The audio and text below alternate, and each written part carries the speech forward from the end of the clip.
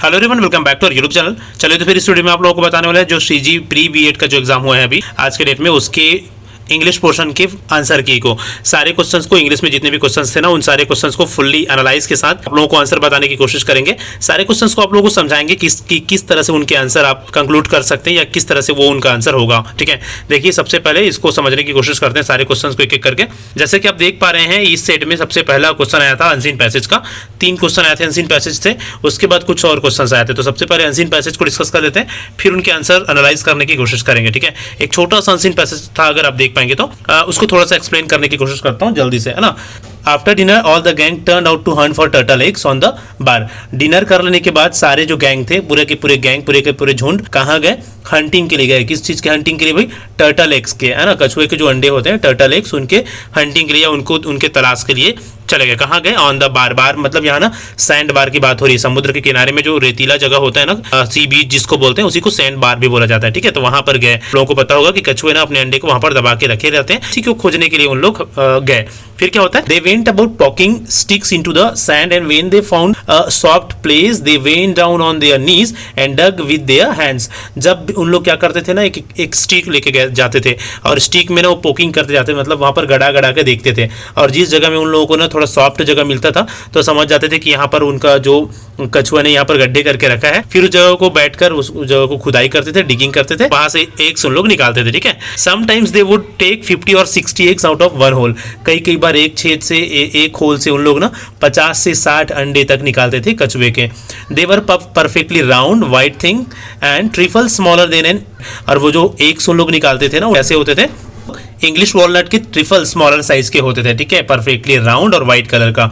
They had a famous fried egg feast that night and another on Friday morning. उन लोग पूरे eggs लेके गए और उन लोगों का एक बहुत ही बढ़िया नाश्ता हुआ उस रात में। इवन उस जो सेकंड डे था, उनके मॉर्निंग में एक बहुत बढ़िया ब्रेकफास्ट उन लोगों का हुआ। ठीक है, उसके बाद आगे देखिए, after breakfast they went whooping and prancing out of the bar and chased each other round and round, shredding cloths as they went until they were naked and then continued for frolic far away up the shoal water of the bar against the steep current which later tripped their leg. Basically यहाँ पर फिर क्या बात हुई देखो, सुबह का जब उन लोग क्या किए, ब्रेकफास्ट किए सेकेंड मॉर्निंग में उसी लेक का। फिर after breakfast now they went for fun. उन लोग ना फन के लिए चले गए समुद्र के किनारे में। फिर जितने भी उन लोगों ने एक्टिविटी किया उस फन के दौरान, उस फन के टाइम में, वो सारे पॉइंट्स को यहाँ पर लिखा गया है। ठीक है, सबसे पहले तो उन लोग सभी एक दूसरे के राउंड राउंड घूमने लगे, एक दूसरे को चेस करने लगे। ठीक है, यहाँ पर आप देख पा रहे हैं, they started chasing each other. ठीक है, और भी बहुत सारी चीजें जो उन लोग करते जा रहे थे, उन लोगों को पूरे अच्छे से यहाँ पर एक्सप्लेन किया गया है। ठीक है, then they all went under in a tangle of white legs and arms and came up blowing, sputtering, laughing and gasping for breath at the same time. जब सभी के सभी थक गए ना खेलकर, वापस जब सभी के सभी पैरों में दर्द होने लगे, ठीक है, और तो उन लोग फिर हाफते हुए, हंसते हुए, मस्ती करते हुए फिर उन लोग वापस अपने जगह में आए जहां पर उन लोग रुके हुए थे। ठीक है, हंटिंग जो घूमने के लिए जो ग्रुप्स जाती है यूथ का, उसका डिस्क्रिप्शन है एक। इसके बेस पर हम देखते हैं अपने क्वेश्चंस के आंसर और समझने की कोशिश करते हैं। पहला क्वेश्चन था, what effect did the stiff current have upon the gang. जो गैंग था, जो वहां पर झुंड थे, उनके ऊपर जो स्टीफ करंट था, यहाँ पर स्टीफ करंट मतलब होता है जो पानी का जो धारा था ना, पानी का जो प्रवाह था, हार्ड जो प्रवाह था पानी के, कठोर, उसका क्या प्रभाव पड़ा बोल रहे हैं। तो ऑप्शन नंबर सेकंड इसका सही आंसर आएगा, steep there legs from under them. ठीक है, उन लोग, उनके कारण से उनके जो लेग्स है वो अंदर धंसते हुए जा रहे थे वहां पर समुद्र के किनारे में। ठीक है, तो जो क्या होती है, हार्ड जो करंट होती है। चलो आगे देखो, in the given passage the word bar appears thrice, what is the meaning of it. ना जो बार वर्ड है ना, वो 3 बार अपीयर हुआ है इस पैसेज में। जो बार शब्द है उनका 3 बार यूज हुआ है। तो बार का क्या मतलब है, जैसे कि मैंने बताया 4 अलग अलग ऑप्शन आप लोगों को दिख रहा था। पहला ऑप्शन है a straight piece of wood and metal. Metal और वुड का एक स्ट्रेट जो जगह है उसको बार बोले जाएंगे, तो ये गलत है ना। जैसे कि मैंने बताया, बार मतलब वो सैंड बार की बात हो रही है। A submerged or partly submerged bank edge of sand along the shore or in river often obstructing navigation. ठीक है, जो धाराएं होती है, प्रवाह होता है, क्या हो गए, लहरें हो गए, उनके कारण से जो रेतीला एरिया बन जाता है ना, उसको बोला जाता है सैंड बार। ठीक है, वैसे स्पेशली यहाँ पर ऐसा सी शोर की ही बात नहीं हुई है, समुद्र के किनारे की बात नहीं हुई है। इस सैंड शोर बोला गया है जो सिचुएशन, जो सीनरी हमको यहाँ पर समझ में आ रहा है, ये कोई नदी का किनारे हो सकता है। ठीक है, जो बहुत बड़े नदी के किनारे होते हैं वहाँ पर भी जो रेतीले जगह होती है, रेतीले किनारे हमको देखने को मिलते हैं ना, जहाँ पर टर्टल के एग्स होते हैं बहुत सारे, और यूजुअली समुद्र की सारी चीज़ें होती है। तो इस हो सकता है कोई समुद्र के किनारा या कोई बहुत बड़े नदी का किनारा। ठीक है, चलो चलते हैं आगे, नेक्स्ट क्वेश्चन को देखते हैं। Read the line they were perfectly round white thing trifle smaller than an English walnut. ये किसके लिए यूज हुआ है भाई? तो ये यूज हुआ है टर्टल एग के लिए। किसके लिए? टर्टल। एक ऑप्शन अगर आप देखेंगे तो पूरे बेतुके ऑप्शन है, बाकी तो द ब्रेकफास्ट के लिए यूज हुआ है फेमस फ्राइड एग फीस्ट, तो ये तो एक फीस्ट हो गया जो उन लोग रात में खाना खाने के बाद खाए वो, और स्प्लेशिंग ऑफ वाटर, तो भाई टर्टल स्मॉल, ये जो वॉलनट के जैसे बोला है तो वो तो टर्टल के एग की बात हुई है। ऑप्शन नंबर सी है ना। चलिए हम चलते हैं नेक्स्ट क्वेश्चन में, क्वेश्चन नंबर 94 को देखिए।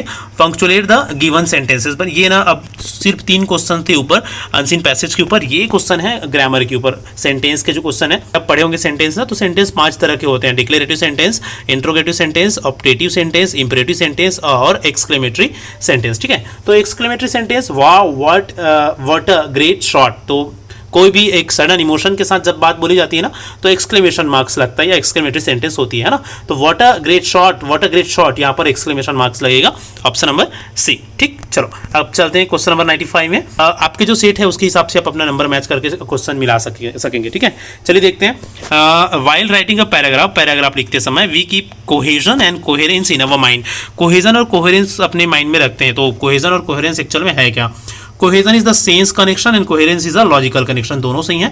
जब भी कोई भी राइटिंग किया जाता है ना, कोहेजन एंड कोहेरेंस, तो एक तरह का सेंटेंस में या आइडियाज में कनेक्शन जो होती है, एक पैराग्राफ से दूसरे पैराग्राफ, एक लाइन से दूसरे पैराग्राफ, दूसरा लाइन जब लिख रहे हैं तो दोनों एक दूसरे से कनेक्टेड होनी चाहिए। ऐसा नहीं कि एक लाइन कुछ भी लिख दियो, दूसरा वाला लाइन वो में कुछ भी दूसरी बातें बोली चाहिए।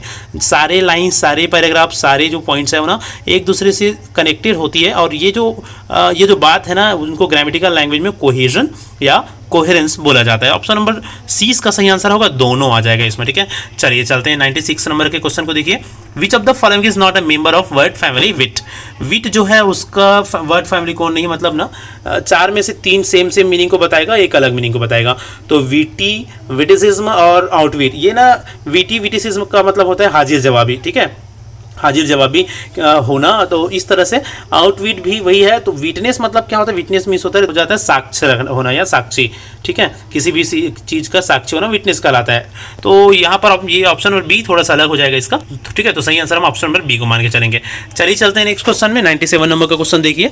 Read the following statement from a notarised rent agreement, एक नोटराइज्ड रेंट एग्रीमेंट है। ठीक है, जब भी रेंट का किराए का एग्रीमेंट बनाया जाता है तो इस तरह के पॉइंट्स लिखे जाते हैं। उसमें से एक पॉइंट लिखा हुआ है, द टीनेंट शेल पे द रेंट इन एडवांस, जो टीनेंट है, किराएदार है, वो ना रेंट को एडवांस में पे करेगा। ठीक है, इस तरह के एक लाइन, एक स्टेटमेंट दिया हुआ है। ये जो स्टेटमेंट है वो किस चीज़ को एक्सप्रेस करता है? फ्यूचरिटी को, वोल्यूशन को, लीगल बाइंडिंग को। ये वोल्यूशन मीन्स होता है इच्छा शक्ति, लीगल बाइंडिंग आप सब समझ रहे हैं। ठीक है, कानूनी रूप से एक बंधन है ना, लीगल बाइंडिंग, और इंडिकेशन मतलब होता है संकेत, सूचक। तो किस चीज़ को इंडिकेट करने के लिए शेल वर्ड का यूज़ हुआ है? तो यहाँ पर ना ये 1-2 ऑप्शन है जिसमें यहाँ पर फ्यूजन है, देखते हैं व्यापम क्या लेते हैं। ऑप्शन नंबर सी भी आ सकता है, लीगल बाइंडिंग को भी शो कर रहा है, द टीनेंट शेल है ना, या तो इंडिकेशन या एक अपन बोल सकते हैं संकेत भी कि जो किराएदार है ना क्या करेगा, शेल पे the rent in advance, rent को ना एडवांस में पे करते जाएगा या करते रहेगा। ठीक है, या करेगा, तो एक इंडिकेशन भी हो सकती है। इच्छा शक्ति नहीं होगा, फ्यूचरिटी मतलब भविष्य में होने वाली चीज़ें, तो वो भी बन सकता है, लेकिन ऑप्शन नंबर सी और डी में ज़्यादा कंफ्यूजिंग, इसके लिए हम ना फाइनल मॉडल आंसर का वेट कर लेते हैं। ठीक, चलो चलेंगे हम नेक्स्ट क्वेश्चन में, क्वेश्चन नंबर 98 में। 98 का क्वेश्चन था स्टेटमेंट वाला क्वेश्चन। ठीक है, आजकल ना इसी तरह के क्वेश्चंस बेसिकली पूछे जा रहे हैं ज़्यादातर एग्जाम्स में, याद रखिएगा। तो कभी भी किसी भी तरह के एग्जाम्स की आप तैयारी करते हैं, इस तरह के क्वेश्चंस का प्रैक्टिस करना अब ना भूलिएगा। ठीक है, चलिए देखते हैं क्वेश्चन में क्या बोला जा रहा है। There are some definite stages to writing an argumentative essay, argumentative essay लिखने के कुछ ना स्टेज होते हैं, है ना। Here some of them but they are not in a proper order, यहाँ पर कुछ है लेकिन उन लोग प्रॉपर ऑर्डर में नहीं है, उसको प्रॉपर ऑर्डर में आप लोगों को जमाना है। मतलब जो ऐसे लिखना होता है ना आर्ग्यूमेंटेटिव ऐसे, ठीक है, उसमें कौन कौन सी स्टेजेस होती है, तो इसका ना ऑप्शन नंबर 2 सही आंसर होगा। जब भी कोई भी आर्ग्यूमेंटेटिव ऐसे लिखते हैं सबसे पहले क्या होता है, इंट्रोडक्शन ऑफ आर्ग्यूमेंटेटिव ऐसे, उस ऐसे का इंट्रोडक्शन होगा। फिर क्या होगा, राइटिंग द फर्स्ट ड्राफ्ट को राइट करेंगे। फिर क्या करेंगे, डेवलपिंग अ पर्सपेक्टिव, अवधारणा डेवलप करेंगे। फिर फाइनल ड्राफ्ट करेंगे और आखिरी में ना फीडबैक, पीयर फीडबैक और एडिटिंग होती है। ठीक, तो ऑप्शन नंबर 2 ही सही आंसर हो जाएगा, 2nd, 1st, 3rd, 4th and 5th। ठीक है, चलो हम चलेंगे नेक्स्ट क्वेश्चन में। क्वेश्चन नंबर 99 को देखिए। गिवन इज अ स्टेटमेंट, या एक स्टेटमेंट दिया हुआ है, Rajesh is opening a new pizza shop. Rajesh एक नया पिज्जा शॉप ओपन कर रहा है ना। कब? Next week. राजेश अगले महीने एक नया पिज्जा शॉप ओपन करने जा रहा है या कर रहा है। ठीक है, ओके। चलो चलते हैं। In light of the given statement read the following argument. अब ये दो आर्ग्यूमेंट दिया हुआ है इसके ऊपर। पहला है इट इंडिकेट प्रेजेंट टाइम और दूसरा है इट इंडिकेट फ्यूचरिटी, मतलब भविष्य को। तो किस चीज़ को इंडिकेट कर रहा है बताओ? वर्तमान को इंडिकेट कर रहा है कि भविष्य को इंडिकेट कर रहा है? तो राजेश अगले सप्ताह एक पिज्जा शॉप ओपन कर रहा है। ठीक है, तो अगले सप्ताह है भाई, तो ये ना किसको इंडिकेट कर रहा है? फ्यूचरिटी, भविष्य को इंडिकेट कर रहा है। तो ऑप्शन नंबर सिर्फ बी इसका सही आंसर हो जाएगा। Only argument second is correct. ठीक है, चलिए चलते हैं नेक्स्ट क्वेश्चन में। लास्ट क्वेश्चन था ये, 100 नंबर का question. Give the one word for the following expression. नीचे वन वर्ड सब्स्टिट्यूशन है, एक शब्द में आंसर दो। An official written record of what is discussed और decided in a formal meeting. एक फॉर्मल मीटिंग, किसी भी मीटिंग में जब भी कोई बातें होती है उस बात को ना पेपर में नोट करके रखते हैं कि क्या क्या बातें हुई है। तो ये जो नोट करके रखते हैं पेपर में, फीडबैक जो मीटिंग है उसको, ठीक है, उसको क्या बोला जाता है? उस रिटर्न फॉर्मेट को क्या बोलोगे उसको? तो इसको रिपोर्ट बोलोगे, इसको समरी बोलोगे, इसको रिपोर्टेज बोलोगे कि मिनट्स बोलोगे? ठीक है, तो ऑप्शन नंबर डी इसका सही आंसर होगा। याद रखिए, किसी भी मीटिंग में जो लिख कर हम चीज़ों को रखते हैं ना शॉर्ट में कि क्या क्या हुआ बातें उस मीटिंग में, उसको क्या बोला जाता है? मिनट्स बोला जाता है। ऑप्शन नंबर डी इसका सही आंसर होगा। ठीक है, इंपॉर्टेंट क्वेश्चन है, कभी भी आपको इन फ्यूचर किसी भी एग्जाम में पूछे जा सकते हैं। वन वर्ड सब्स्टिट्यूशन का आंसर क्वेश्चन है ये। ठीक है, चलिए आई होप कि सारे क्वेश्चंस आपको समझ में आए होंगे, सारे क्वेश्चंस का आंसर आपको एक्यूरेट लगा होगा। एक आध क्वेश्चंस ऐसे हो सकते हैं जिसको व्यापम अलग ले, लेकिन हमने ट्राई किया है कि पूरा 100% एक्यूरेसी के साथ आपको सारे क्वेश्चन के आंसर दे। ठीक है, आई होप कि आपको वीडियो अच्छा लगा होगा। फ्रेंड, वीडियो अच्छा लगा हो तो लाइक करना मत भूलिएगा। चैनल में अगर न्यू है और इसी तरह से इन फ्यूचर इंग्लिश में इसमें बने रहना चाह रहे हैं तो हमारा चैनल सब्सक्राइब करके जरूर रख लीजिए। हमेशा इसी तरह से आपको इंग्लिश में गाइड करते रहेंगे। साथ ही आने वाले शिक्षक भर्ती का भी आप लोगों को तैयारी कराने वाले हैं। तो चलिए, तो फिर अगले जो क्वेश्चंस थे उसके भी आंसर के साथ मिलते हैं नेक्स्ट वीडियो में। तब तक के लिए थैंक यू सो मच।